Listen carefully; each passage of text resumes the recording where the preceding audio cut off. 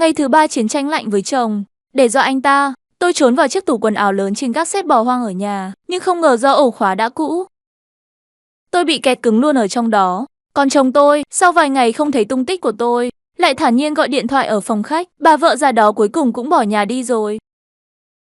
Bảo bối, tối nay em dọn qua đây luôn đi. Tôi cứ thế ở trong tủ nghe bọn họ tán tỉnh nhau. Tiếng tắt tắt khi cúp điện thoại còn chưa dứt. Cửa chống trộm dưới lầu đã vang lên tiếng chìa khóa tra vào ổ. Ở đây bẩn quá, sao lại có mùi mốc thế này? Một giọng nữ nũng nịu cất lên. Giọng nói quen thuộc đến mức khiến máu toàn thân tôi như đông cứng. Là cô bạn thân nhất của tôi, Lâm Uyển. Mặc kệ mấy thứ đó đi, ở đây cách âm tốt. Giọng Lý Chiết mang theo sự gấp gáp và thô bạo mà tôi chưa từng nghe thấy. Cách một lớp cửa chất mỏng manh, tôi thấy hai bóng người quấn lấy nhau, đung đưa trong ánh sáng lờ mờ. Sự phẫn nộ tức khắc. Tôi không đùa nữa, tôi muốn ra ngoài, tôi phải xé nát bộ mặt của đôi cẩu nam nữ này. Tôi hung hăng vươn tay đẩy cửa tủ, nhưng nó chẳng hề nhúc nhích. Tôi hoảng loạn dùng vai húc mạnh vào cánh cửa. Rầm. Một tiếng vang lớn như muốn nổ tung trong chiếc tủ chật hẹp, động tĩnh bên ngoài chợt dừng lại. Giọng Lâm Uyển mang theo chút hoang mang, "Chiếc. Anh nghe thấy không? Trong tủ hình như có tiếng động." Hy vọng trong lòng tôi bùng lên, tôi há miệng định hét lớn. Là tôi thả tôi ra, nhưng cổ họng do quá căng thẳng ban nãy cùng sự thiếu oxy trong không gian kín lại nghẹn cứng không thể phát ra tiếng, chỉ có thể phát ra những tiếng khò khè như chiếc bể rách, nhưng tôi vẫn húc, liều mạng dùng cùi trò đầu gối húc vào cánh cửa đó. Có phải có ma không anh? Ma quỷ gì chứ? Lý Chiết cười khẩy một tiếng, giọng điệu đầy khinh thường, cái căn nhà nát này chỉ được cái nhiều chuột. Bà vợ già đó bình thường ki bo không chịu gọi công ty diệt chuột, bảo là tiết kiệm tiền mua nhà gần trường. Kết quả thì sao? Tiền chưa tiết kiệm được đã bỏ theo trai rồi. Hắn ta giơ tay vỗ mạnh một cái vào cửa tủ. Cú đập này vừa vặn đập đúng vị trí đối diện mặt tôi. Sự chấn động mạnh khiến mảng nhĩ tôi đau nhói. Chút hơi thở vừa gom lại đã bị đánh tan. Lũ súc sinh đáng ghét, đừng ồn nữa, hắn ta chửi lũ chuột. Còn tôi giây phút đó đã ngừng va đập. Không phải vì tuyệt vọng, mà bởi vì chuyện xảy ra tiếp theo đã triệt để đập nát tôn nghiêm là người của tôi. Một trận tiếng sột soạt cọ sát quần áo. Giọng điệu nũng nịu của Lâm Uyển vang lên, tôi không dám động đậy nữa. Một sự nhục nhã còn sâu sắc hơn cả cái chất đóng đinh tôi lại. Lúc này nếu bị phát hiện, tôi là cái gì? Một kẻ biến thái trốn trong tủ, nghe lén chồng và bạn thân. Một mụ điên thảm hại toàn thân phủ đầy bụi. Không biết đã qua bao lâu, trận cuồng phong bên ngoài cuối cùng cũng dứt. Giọng điệu lười biếng của Lâm Uyển lại cắt lên, mang theo sự mệt mỏi sau khi xong chuyện. Cái tủ này cũ quá, nhìn âm u thật xui xẻo. Vứt nó đi được không anh? Vứt làm gì? Đây là của hồi môn quý giá nhất của bà vợ già đó, bảo là gỗ xưa trình cống, đáng giá mấy vạn tệ đấy. Ây da, người ta nhìn thấy sợ mà. Giữ lại đi, anh muốn giữ nó. Đợi khi cô ta ở bên ngoài không sống nổi nữa, khóc lóc quay về, sẽ để cô ta liếc mắt một cái, thấy ngay chúng ta đang bên nhau trước cái tủ này. Tức chết cô ta, cho cô ta biết rời khỏi cái nhà này cô ta chẳng là cái thá gì cả. Lâm Uyển cười khanh khách. Anh thật xấu xa, đàn ông không hư, đàn bà không yêu, đèn tắt. Bóng tối một lần nữa bao trùm lấy tất cả, còn tôi bị mắc kẹt trong cái gọi là công cụ trả thù của hắn, cùng với lượng oxy cạn dần. Ý thức bắt đầu tụt dốc không phanh. Sáng sớm hôm sau, tôi bị khát tỉnh. Tôi dùng hết sức lực tích góp cả một đêm. Giơ tay dùng móng cào mạnh vào cánh cửa. Két két. Tiếng móng tay cào vào lớp gỗ khô cằn vang lên chói tai. Trong buổi sáng tinh mơ yên tĩnh, động tác mặc quần áo của Lý Chiết khựng lại. Mẹ kiếp, đám chuột chết tiệt này còn chưa xong, đúng không? Đợi tao rảnh, mua ít bả chuột cho tụi mày đi đăng xuất hết. Hắn ta chẳng thèm qua xem, trong mắt hắn, gác xếp này đã lâu không có người ở, có chuột là chuyện hết sức bình thường. Hắn thậm chí lời bước tới, đá vào cửa tủ để kiểm tra một cái. Ngay sau đó là một tràng tiếng lạch cạch gõ bàn phím. Hắn đang gõ chữ, em biết em không xứng với anh. Cũng chịu đủ những tháng ngày tẻ nhạt này rồi. Em đi đây, đừng tìm em và người ấy sẽ sống rất tốt, như thế này tốt cho cả hai đó. Đó là giọng điệu của tôi, hay nói đúng hơn là hắn đang bắt chước giọng điệu tức tối của tôi lúc cãi vã. Hắn đang ngụy tạo bức thư tuyệt mệnh của tôi, sự ớn lạnh dọc theo sống lưng lan khắp toàn thân. Còn khiến tôi tuyệt vọng hơn cả cảm giác ngạt thở do thiếu oxy. Hắn không phải đang đợi tôi về, hắn đang muốn định tội tôi. Một lát sau hắn gọi điện thoại ở phòng khách dưới nhà, để người mẹ có chút nặng tai của tôi nghe cho rõ. Hắn cố tình bật loa ngoài, giọng lớn đến mức tôi ở gác xếp cũng có thể nghe thấy. Mẹ à, Tiểu Nhã, cô ấy biến mất rồi. Xảy ra chuyện gì, sao lại biến mất? Sáng nay còn thức dậy, thấy trên bàn có để lại một bức thư. Cô ấy nói cô ấy bỏ đi theo người ta rồi. Cô ấy mang hết quần áo và trang sức đi rồi. Mẹ, con đối xử với cô ấy tốt, Tại sao cô ấy lại đối xử với con như thế? Cách một tầng lầu, nghe hắn đang rêu rao với cả thế giới về chuyện tôi bỏ trốn. Còn tôi thậm chí chẳng có cơ hội nào để biện minh. 3 năm sau, một mùi vị bắt đầu trở nên rõ ràng từ mùa hè. Lý Chiết ban đầu tưởng là do nồng ẩm đặc trưng của mùa mưa dầm ở Giang Nam, mãi cho đến khi Lâm Uyển mang thai được 5 tháng. Thứ mùi đó đã nồng nặng đến mức dù có xịt nửa chai nước hoa cũng không lấp được. Lý Chiết quyết định phải sửa sang lại. Cái nhà này mùi ghê quá. Không tốt cho em bé đâu. Hơn nữa cái cassette đó cũng bỏ trống 3 năm rồi. Vừa hay có thể cải tạo thành phòng trẻ em. Lý Chiết ngồi trên sofa nhíu chặt mày. Nhất định phải đụng đến cassette sao? Thực ra sửa phòng sách lại cũng được mà. Không được. Phòng sách ở tầng 1 ẩm thấp lắm. Với lại cái tủ lớn trên các xếp chiếm bao nhiêu là chỗ. Bên trong toàn là quần áo cũ của người phụ nữ đó. Anh không thấy xui xẻo thì em thấy xui xẻo đấy. Anh mà không sửa thì em bế con về nhà mẹ đẻ sống. Được. Sửa. Ngày mai gọi người tới sửa. Hôm sau, thợ sửa chữa lão Vương vác túi đồ nghề bước vào cửa. Vừa bước một chân lên cầu thang lầu 2, sắc mặt ông chú liền thay đổi. Ông chủ, căn nhà này trước kia có phải từng bị nạn chuột không? Lý Chiết thầm giật mình, nhưng vẫn cố trấn tĩnh. Nhà cũ mà, khó tránh có chuột. Nhưng mà sao không giống chuột bình thường nhỉ? Cái mùi này hơi giống mùi mèo hoang, ngổm trên sàn nhà mấy năm rồi. Bình thường ngửi không thấy, cứ tới trời dầm mưa hoặc lúc trời nóng. Mùi nồng nặc lại bốc ra. Lão Vương đi thẳng tới trước cái tủ, dùng thước cuộn trong tay gõ gõ vào cánh cửa. Cộc cộc, âm thanh trầm đục. Không giống như bị rỗng. Cái tủ này phải tháo ra, nguồn gốc mùi vị chính là ở đây. Ông chủ, đằng sau này có phải bị kín lỗ thông gió nào không? Hoặc là bên dưới này có ổ chuột bay màu trắng? Lý Chiết đứng ở cửa, cách cái tủ ấy một khoảng rất xa, hắn như nổ khóa đồng đã rỉ sét, khóa kỹ nhỉ? À này, cái tủ này tôi không cần nữa, không được mở ra. Cứ để nguyên vậy, bê súng vứt đi. Lão Vương nhìn hắn như nhìn kẻ ngốc. Ông chủ, đây là gỗ thịt đấy. Ít nhất cũng phải 300 cân, cầu thang hẹp thế kia không tháo rời ra thì làm sao? Hơn nữa, cậu không mở ra xem bên trong có đồ quý giá gì không à? Bạn gái tôi dọn sạch rồi, ông cứ trực tiếp đem đi. Nói chung là đừng có mở cửa. Đập nát ra rồi bê đi luôn cũng được. Lão Vương lắc đầu, lẩm bẩm, người có tiền nhiều tật xấu thật. Chú ngồi sụp xuống, ghé sát vào khe hở dưới đáy tủ nhìn xem. Đột nhiên động tác của lão Vương cứng đơ. Ông chủ, cậu qua đây xem, đây là khúc xương gãy gì? Da đầu tê dần, hắn đánh liều đi tới. Nhìn theo hướng ngón tay lão Vương, ở khe hở dưới đáy cửa tủ có một vật nhỏ màu xám trắng. Một nửa kẹt trong khe, một nửa thò ra ngoài. Cái này hình như không phải xương chuột đâu. Dài quá. Ánh mắt đầy ẩn ý của lão Vương như một cái gai đâm vào tim Lý Chiết. Hắn liền đưa cho lão Vương một bao thuốc Trung Hoa mềm, lại bù thêm 500 tệ tiền công. Viện cờ nói, hôm nay ngày không tốt, ngày mai tìm thầy về xem rồi hẵng thi công. Lão Vương không nói gì nhiều, chỉ là lúc thu xếp đồ nghề, tay chân đặc biệt nhanh nhẹn. Cứ như thể trong cái cassette đó có thứ gì đang chằm chằm nhìn vào gáy chú vậy. Đêm đến, Lý Chiết nằm trên giường trằn trọc không ngủ được. Chợt một tiếng cọ sát nhỏ xíu vọng từ trên đầu xuống. Lý Chiết bật dậy. Cơ bắp toàn thân căng cứng. Ai? Hắn vô thức quát khẽ một tiếng. Trong phòng tĩnh lặng như tờ. Chỉ có tiếng o nhẹ nhẹ của máy điều hòa đang chạy. Lâm Uyển lật người lầm bầm một câu nói mớ. Lý Chiết nuốt nước bọt. Vừa lấy cây gậy bóng chày để trên tủ đầu dùng, chậm rãi nhích về phía cửa gác xếp. Đẩy cửa ra, chiếc đèn pin siêu sáng trong tay nháy mắt chiếu rọi vào góc đó. Ra đây, tao biết mày ở đó. Hắn giống lên, cố gắng mượn âm lượng lớn để lấy can đảm cho bản thân. Ánh đèn pin rọi cùa quạng khắp phòng. Đống đồ tạp nhạp chiếc sofa cũ bệ cửa sổ bám đầy bụi. Mọi thứ đều tĩnh lặng đáng sợ. Mẹ nó đúng là lũ chuột. Hắn chửi thầm nhưng tim vẫn đập loạn xạ. Ngay khi hắn định quay người rời đi, khóe mắt trợn liếc thấy khe hở dưới đáy tủ động đậy một cái. Một con chuột to béo ú chui ra từ cái lỗ thủng mục nát dưới đáy tủ. Trong miệng nó đang ngậm một mảnh vải vụn màu đỏ sẫm. Đồng tử Lý Chiết bỗng co rút lại. Cái đêm 3 năm trước khi người phụ nữ đó mất tích, cô đã mặc bộ đồ ngủ này. Bàn tay nắm chặt cây gậy bóng chạy bắt đầu run rẩy. Hắn lùi về sau từng bước cho đến khi lùi hẳn ra khỏi gác xếp rồi đóng sầm cửa lại.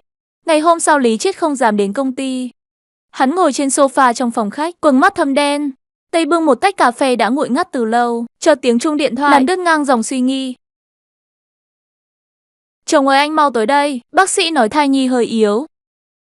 Hơn nữa cái gì? Hơn nữa vừa nãy thợ sửa nhà gọi điện cho em, nói chú ấy không an tâm. Có quay lại xem một chút. Chú ấy nói nhìn từ cửa sổ gác xếp vào, thấy cái tủ đó chưa? Tự mở ra rồi, Lý Chiết cảm giác máu toàn thân máu mắt chảy ngược. Em nói cái gì? Lý Chiết cúp máy. Hắn vớ lấy một cái reo từ phòng bếp lao lên lầu 2. Đạp tung cánh cửa gác xếp. Ra đây, Lý Chiết vung reo chém loạn xạ vào không khí. Không phải muốn trả thù tao sao? Ra đây, không có ai đáp lại, chỉ có cánh cửa sổ chưa kịp sửa, bị gió thổi đập kêu loảng xoảng. Lý Chiết thở hổn hển như khóc, vài bước lao đến trước cửa sổ nhìn ra ngoài. Ngoài cửa sổ là khu vườn trống không, hoàn toàn không có bóng dáng thợ sửa. Lão Vương bị chơi khăm rồi, hay Lão Vương nhìn hoa mắt? Chưa bao giờ chuông cửa reo. Lão Vương tay xách túi đồ nghề nặng trĩu, vẻ mặt đầy mất kiên nhẫn. Bên cạnh còn có hai cậu thợ phụ trẻ tuổi khỏe mạnh. Ông chủ mở cửa nào. Vừa nãy bà chủ gọi điện cho tôi rồi. Khóc lóc cầu xin tôi, hôm nay nhất định phải xử lý cái tủ đó. Bà ấy bảo thêm tiền, công việc này tôi nhận rồi. Lý Chiết do dự vài giây rồi vẫn mở cửa. Lúc này có thêm hơi người vẫn tốt hơn là ở một mình. Ba người đàn ông to lớn cùng lên lầu. Lão Vương nhìn cái tủ một cái, vẫy tay với hai người thợ phụ. Cùng với một tiếng hô, 1, 2, 3, con khổng lồ đó cuối cùng cũng rung rinh. Ngay lúc đó sự cố đã xảy ra. Trọng tâm của cái tủ dường như cực kỳ không vững, giống như bên trong có thứ gì đó nặng trịch, đang nghiêng về một bên. Vãi lúa, cái gì ở trong lăn thế? Nặng quá. Cú lăn này khiến lực đỡ nháy mắt mất thăng bằng. Chiếc tủ khổng lồ đập mạnh xuống sàn gỗ. Sự chấn động khiến ổ khóa mục nát từ lâu, không thể chịu nổi áp lực nữa. Một luồng khí nồng nặc đến mức gần như có thể nhìn thấy bằng mắt thường, nháy mắt phột ra.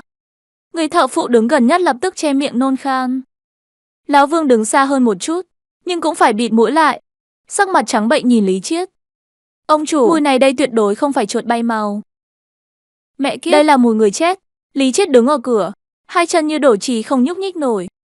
Thời gian phảng phất như đóng băng. Ngay khoảnh khắc này, Lão Vương nhìn qua khe hở vào trong, đồng tử lập tức giãn to hết cỡ. Bên trong có người, có một người chết. Tiếng hét thảm thiết của Lão Vương như tia sét xé toang hiện thực. Hai thợ phụ trẻ tuổi vốn còn đang nôn khan, nghe thấy thế sợ đến mức hồn siêu phách lạc, vấp ngã lăn lóc tháo chạy về phía cầu thang. Ông chủ, anh rớt người rồi. Lão Vương lùi sát vào góc tường, tay cầm cái reo dọc giấy làm vũ khí. Cả người run như cày sấy, trong mắt tràn ngập sự sợ hãi và khó tin. Anh bắt chúng tôi đến đây chuyển vật thể sao? Lý Chiết đứng chết chân tại chỗ, mặt trắng bệch như tờ giấy. Đại não hắn trống rỗng. Bên tai chỉ còn câu có người chất vang lên vô tận. Khi các chủ áo xanh lao vào, thứ họ thấy là Lý Chiết đang nhũn như bùn, gục ở góc tường. Trên mặt hiện vẻ kỳ dị như khóc như cười. Ống quần còn ướt sũng một mảng lớn. Không được nhúc nhích, giơ tay lên. Hai chủ áo xanh trẻ tuổi giơ sắc lao vào gác xếp. Nhưng khi ánh mắt họ chạm tới cái tủ quần áo, cũng không nhịn được hít một ngụm khí lạnh. Phong tỏa hiện trường, thông báo cho pháp y và đội hình sự. Chú áo xanh đội trưởng nhanh chóng phản ứng lại, đẩy tay lính mới đang trực nôn ra ngoài cửa, khống chế hai người này lại trước. Lý Chiết không hề phản kháng, hắn thậm chí không có chút phản ứng nào, ánh mắt hắn vẫn dán chặt vào chiếc tủ quần áo đó. Miệng lẩm bẩm như niệm chú, tôi không biết. Tôi thật sự không biết. Nửa giờ sau, đội trưởng đội hình sự Trần Cương dẫn theo pháp y, lão Lưu vội vã chạy đến hiện trường. Trần Cương là một chú áo xanh kỳ cựu với 20 năm kinh nghiệm điều tra hình sự, cảnh tượng nào mà chưa từng thấy. Nhưng vụ án này vẫn khiến anh phải nhíu mày. Thời gian trước đã rất lâu rồi, vật thể đã hoàn toàn khô lại như da thuộc, chứng tỏ môi trường ở đây khô hanh và cực kỳ kém thông gió. Dựa theo mức độ khô của vật thể, ít nhất cũng phải từ 3 năm trở lên. 3 năm, gã này khai vợ hắn đã bỏ trốn cùng người khác 3 năm trước. Bỏ trốn sao? Lão Lưu cười khẩy, chỉ vào bộ đồ ngủ còn sót lại trên vật thể. Mặc đồ ngủ lụa đi bỏ trốn à? Đến đôi giày cũng không mang. Trong phòng thẩm vấn, Lý Chiết ngồi trên chiếc ghế sát đặc chế, cả người như bị rút sạch gân cốt. Trần Cương ngồi đối diện hắn. Đây là giờ báo cáo khám nghiệm vật thể sơ bộ do pháp y vừa gửi đến. Anh vứt một tấm ảnh độ nét cao lên bàn. Lý Chiết chỉ nhìn lướt qua tấm ảnh đã lập tức nhắm nghiền mắt lại. Sau đó nôn khan, nhận ra không? Đây là tay của vợ anh, là dấu vết cuối cùng cô ấy để lại trên thế giới này. Tôi không giết cô ấy. Tôi thật sự tưởng cô ấy đã bỏ đi. Sáng hôm đó tôi tỉnh dậy, không thấy cô ấy trên giường, có để lại một bức thư. Thư đâu rồi? Tôi đã ném đi từ sớm rồi. Nhưng tôi thật sự tưởng đó là do cô ấy viết. Mấy hôm đó chúng tôi đang cãi nhau. Cô ấy nói muốn ly hôn với tôi, nói tôi có người khác bên ngoài. Cho nên người có bồ bên ngoài là anh. Trần Cương nhạy bén nắm bắt trọng điểm. Lý Chiết không nói gì, coi như đã thừa nhận. Trần Cương cười lạnh một tiếng, lại ném ra một tấm ảnh khác. Lần này là tấm ảnh cận cảnh dòng chữ: chồng ơi cứu em. Pháp y giám định, người bay màu còn sống trong tù ít nhất 4 đến 5 ngày. Nguyên nhân chết là do mất nước và thiếu oxy. Anh biết điều đó có nghĩa là gì không? Có nghĩa là trong 4 năm ngày đó cô ấy vẫn luôn sống. Cô ấy ở bên trong nghe động tĩnh bên ngoài. Cô ấy đang kêu cứu. Cô ấy dùng móng tay cao từng chút một vào cánh cửa, cao đến mức móng tay rụng sạch, ngón tay nát tương. Trần Cương hơi cúi người tới trước, nhìn chằm chằm vào mắt Lý Chiết. Đấy áp bức. 4 năm ngày đó anh có ở nhà không? Môi Lý Chiết run rẩy. Tôi có ở nhà. Ở nhà làm gì? Ngày đầu tiên Lâm Uyển tới. Chúng tôi đang ngủ, giọng Lý Chiết nhỏ như mũi kêu. Trần Cương đập mạnh bàn nói lớn lên. Ngày đầu tiên anh dẫn Tiểu Tam về nhà lên giường, ngay sát bên cạnh cái tủ đó. Đúng không? Lý Chiết suy sụp ôm mặt. Tôi có nghe thấy tiếng. Tôi thật sự có nghe thấy, nhưng tôi tưởng đó là chuột. Tôi thật sự tưởng là chuột đó. Trần Cương ném cuốn sổ ghi chép xuống bàn kêu bép bép. Thế còn ngày thứ hai, ngày thứ ba, những ngày đó anh làm gì? Ngày thứ ba tôi gọi bạn bè đến mở tiệc. Mở tiệc? Trần Cương tức tới mức bật cười. Một nụ cười lạnh sau cơn phẫn nộ tột độ. Vợ anh bị mắc kẹt khát trước từ trong cái tủ, cách anh chưa tới 3 mét. Móng tay đều có nát rồi, đang cầu xin anh cứu cô ấy. Còn anh thì ở bên ngoài mở tiệc ăn mừng độc thân. Tôi không biết mà, nếu tôi biết cô ấy ở trong đó, tôi nhất định sẽ mở cửa. Tuy tôi là thằng khốn nhưng tôi không hề muốn rớt cô ấy. Tôi thật sự không muốn rớt cô ấy. Tiếng khóc của hắn vang vọng trong phòng thẩm vấn nhỏ hẹp, ngập tràn sự hối hận, sợ hãi và tuyệt vọng. Trần Cương nhìn gã đàn ông đang khóc lóc thảm thiết trước mắt. Trong lòng không có chút đồng tình nào, chỉ có sự ớn lạnh sâu sắc. Anh có muốn biết cuối cùng cô ấy đã trải qua những gì không? Pháp y đã phát hiện ra một ít mặt gỗ trong dạ dày cô ấy. Trong lúc cực kỳ đói khát, cô ấy thậm chí đã nuốt cả những mặt gỗ do chính mình cào xuống. Đừng nói nữa, cầu xin anh đừng nói nữa. Lý Chiết co rúm lại thành một cục, bịt tai hét lên. Đã nói anh không giết người. Thế thì hãy nhớ lại cho rõ từng chi tiết của mấy ngày đó cho tôi. Cho dù là anh đi vệ sinh, xả nước mấy lần cũng phải khai ra cho tôi. Lý Chiết run rẩy, bắt đầu bị ép phải nhớ lại khoảng thời gian mà hắn muốn quên đi nhất trong đời. Ngày thứ ba chính là ngày mở tiệc đó. Hôm đó tôi rất vui. Thật sự đã rất lâu rồi tôi không vui như vậy. Cảm thấy bản thân được tự do rồi. Tự do sao? Trần Cương cười lạnh. Trong lúc anh tự do anh có nghe thấy âm thanh gì không? Có nghe thấy, lúc đó tiếng nhạc rất lớn. Nhưng tôi lờ mờ, nghe thấy trên lầu có tiếng đập thình thịch. Rất lớn, giống như có người đang dậm chân. Lúc đó anh nghĩ thế nào? Tôi tưởng là con mèo hoang đó nhảy vào, hoặc là do sàn gỗ co giãn vì nhiệt. Anh có biết lúc đó cô ấy đang làm gì không? Pháp y đoán đó là đợt bùng phát cuối cùng của cô ấy. Trước khi hồi quang phản chiếu, cô ấy đang dùng thân mình húc cửa. Đó là tín hiệu cầu cứu cuối cùng của cô ấy. Ngày thứ tư thì sao? Ngày thứ tư im lặng rồi. Hoàn toàn im lặng rồi. Tôi còn tưởng là lũ chuột cuối cùng cũng đi rồi. Hoặc là đã chết. Hôm đó anh đang làm gì? Hôm đó Lâm Uyển tới. Cô ấy nói muốn ăn mừng một chút, nấu cho tôi một bữa ăn. Chúng tôi ăn tồi dưới ánh nến ở phòng khách. Trần Cương hít sâu một hơi, kìm nén kích động, muốn đấm một cú vào mặt gã đàn ông này. Ăn tồi dưới ánh nến, ngay lúc vật thể của vợ anh còn chưa lạnh hẳn. Anh và tình nhân ở dưới lầu ăn tồi dưới ánh nến. Tôi không biết mà, tôi thật sự không biết. Nếu tôi biết thì sao tôi có thể nuốt trôi chứ? Tôi không phải kẻ biến thái, tôi chỉ là không đi mở cánh cửa đó thôi mà. Tại sao chỉ vì một ổ khóa, tôi lại biến thành kẻ giết người? Bởi vì đó là vợ anh. Trần Cương lạnh lùng đứng dậy, chỉ thẳng vào mũi Lý Chiết gầm lên. Đó là người vợ đã chung sống với anh 5 năm, cô ấy mất tích. Nếu anh có dù chỉ một chút quan tâm, anh sẽ không đi kiểm tra từng ngóc ngách trong nhà sao? Anh sẽ không đi tìm các chú áo xanh sao? Anh sẽ nhanh chóng dẫn người phụ nữ khác về nhà như vậy sao? Là anh. Chính sự lạnh lùng trong tim anh đã rớt cô ấy. Ổ khóa đó khóa chặt mạng sống của cô ấy, nhưng thứ khóa chặt đường sống của cô ấy chính là trái tim anh. Lý Chiết ngây dại. Hắn há hốc miệng nhưng không thốt nên lời. Lời của Trần Cương giống như một con dao phẫu thuật, sạch sẽ một cách chuẩn xác mọi viện cớ và sự ngụy trang của hắn. Hắn không phải hung thủ, nhưng hắn còn tàn nhẫn hơn cả hung thủ. Ở một diễn biến khác tại bệnh viện, Lâm Uyển nằm trên giường bệnh, sắc mặt trắng bệch như tờ giấy. Cô ta vừa mới làm phẫu thuật phá thai, đứa trẻ 5 tháng tuổi đó mất rồi. Không phải vì lý do sức khỏe mà là vì tinh thần sụp đổ. Bệnh nhân cảm xúc rất không ổn định. Đề nghị chuyển sang khoa tâm thần xem sao. Y tá thì thầm với bố mẹ Lâm Uyển ở cửa. Giây tiếp theo cửa phòng bệnh bị đẩy ra. Hai chú áo xanh mặc sắc phục bước vào. Kiểm tra theo lệ thường. Thưa cô Lâm, về chuyện của Lý Chiết, đừng nhắc cái tên đó với tôi. Tên biến thái đó, ác quỷ đó, tôi phải giết hắn. Bố mẹ cô ta vội vàng giữ cô ta lại. Các chú áo xanh, rốt cuộc là chuyện gì vậy? Cái cậu Lý Chiết đó, cậu ta thật sự giết người sao? Hiện tại vẫn đang trong quá trình điều tra. Tuy không có chứng cứ trực tiếp giết người, nhưng hắn ta bị tình nghi tội vứt bỏ và ngộ sát, khiến người ta chết. Hơn nữa tính chất cực kỳ tồi tệ. Lâm Uyển nằm trên giường run lẩy bẩy, trong mắt tràn ngập sự sợ hãi. Tôi biết ngay mà. Tôi biết ngay mà, 3 năm nay tôi luôn cảm thấy căn nhà đó có vấn đề. Lúc nào cũng lạnh lẽo, lúc nào cũng có mùi lạ. Hóa ra cô ấy ở trong đó. Cô ấy vẫn luôn ở trong đó nhìn tôi. Lâm Uyển lại nôn khan. Cô ta cảm thấy bản thân thật dơ bẩn, bẩn thỉu từ trong ra ngoài. Ly hôn. Tôi phải ly hôn, báo cho tên xúc sinh đó biết. Bảo hắn đi chốt đi, bắt hắn phải đền mạng cho người phụ nữ đó.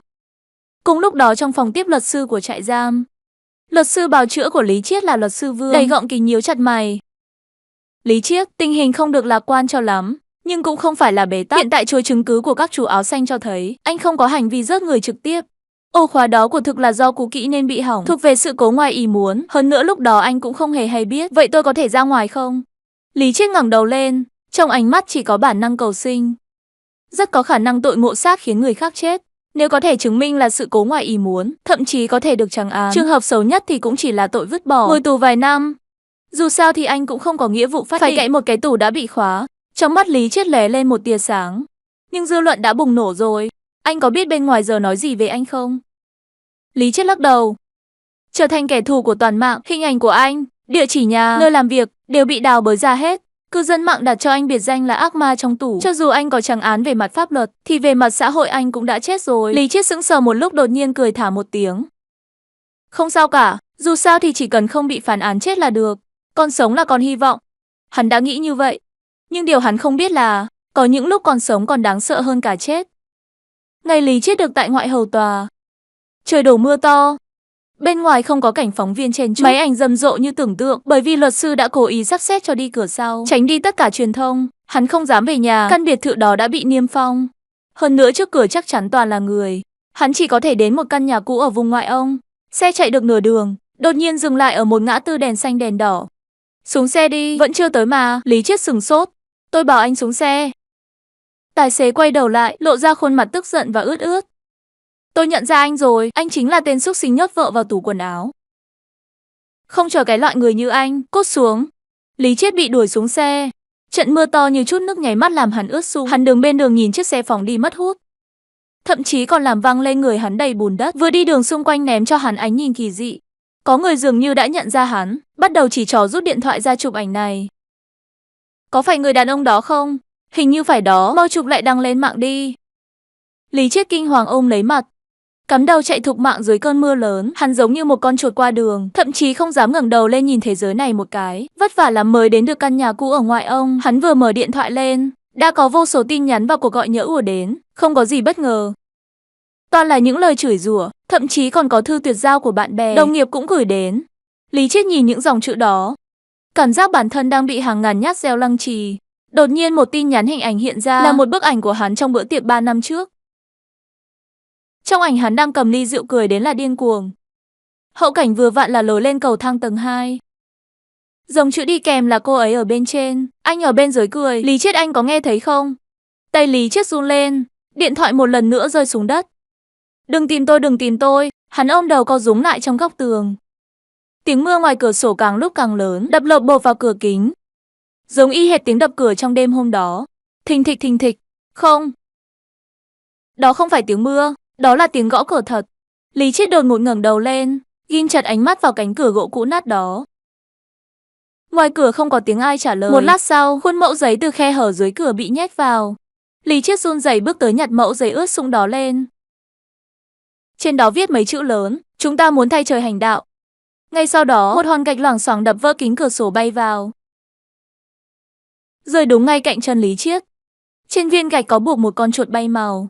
Lý Chiết hét lên một tiếng thất thanh, cuống cuồng vấp váp lết chạy vào phòng trong. Hắn khóa trái cửa lại, dùng tủ quần áo chặn ngang bên đó. Hắn nằm trong bóng tối, mở trừng mắt lắng nghe động tĩnh bên ngoài. Cho dù chỉ là gió thổi cỏ lay, cũng có thể khiến hắn sợ đến hồn xíu phách lạc. Nửa năm sau vụ án cuối cùng cũng kết thúc, Lý Chiết bị phạt tù 3 năm. Án treo 4 năm, do không phải ăn cơm nhà nước, hắn quay trở lại căn biệt thự đã được gỡ niêm phong, bắt đầu uống rượu. Tất cả đồ đã có giá trị trong nhà đều bị hắn bán sạch, chỉ để mua loại rượu trắng nồng độ cao kém chất lượng nhất. Còn những người bạn, đồng nghiệp, thậm chí là người thân trước kia đều tránh hắn như tránh ta. Hắn cứ như vậy trở thành một vật thể sống trong thành phố này. Hết.